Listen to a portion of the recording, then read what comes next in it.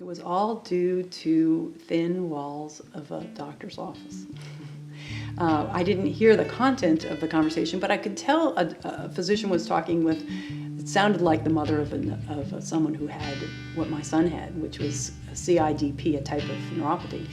And so when the physician came in the office, I said, I don't know who that was, but here's my information. Would you please give it to her? Because I would really like to meet that person.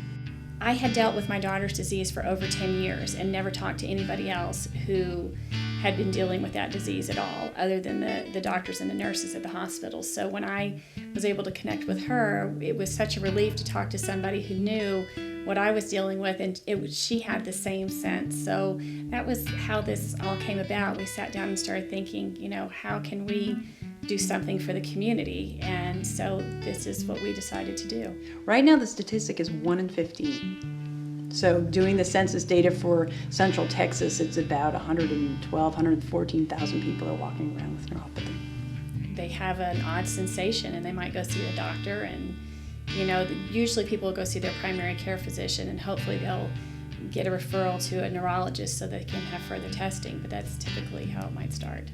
People will say that they feel burning in their feet, or tingling, or numbness. For some people, they say they feel like they're standing in a pit of fire. They feel like their feet are on fire all the time. And that would be horribly painful. That would be a miserable way to go through life. There are probably plenty others who just think maybe I'm getting older, I'm just, not quite as strong as I used to be, or I'm getting older and I just have pain in my feet. That's sort of how it goes. It's important that when you start to feel the numbness and tingling and odd sensations, you get in, you see a doctor, you get it checked, try and find the root cause of it so you can stop the progression of the neuropathy as soon as possible. The point of our organization is to provide hope and support, because without either one of those, a journey with neuropathy is difficult. We have 3 support groups up and running right now, and we meet monthly, and we usually have a guest speaker come in and they'll present the information that they have, and then we have question and answers, and then we have time afterwards for people to sit and visit, and we have time before for people to sit and visit. I was reading the paper and saw something about neuropathy support group, and I said, I know those words, neuropathy, I know what that is.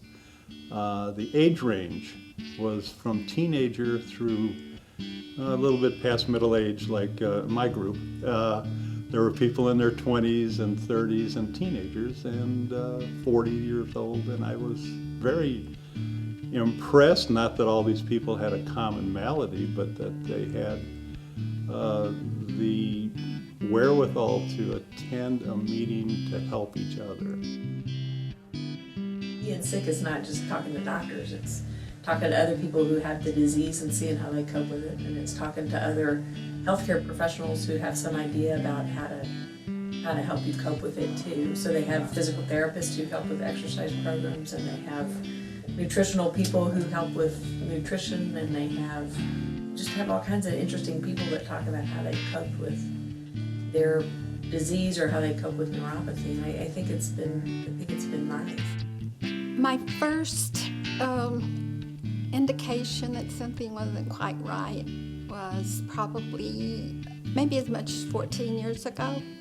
I've learned more through the support group than I have through any medical doctor. It's an education in itself to learn that it manifests itself with everybody in a different way, and their body does it a different way. And so I will keep going and trying to learn and kind of gearing myself toward following those paths that they're learning more about, or maybe feeling are more promising to finding out how to help. Well, and it makes you feel like you're not alone. I think it gives people a sense of hope, because a lot of times people don't understand how difficult it is. Neuropathy is not a life-threatening condition, it's a life-changing condition. You can't look at somebody and know that they have this condition, but they themselves are feeling it, and they can connect with people who understand what they're going through.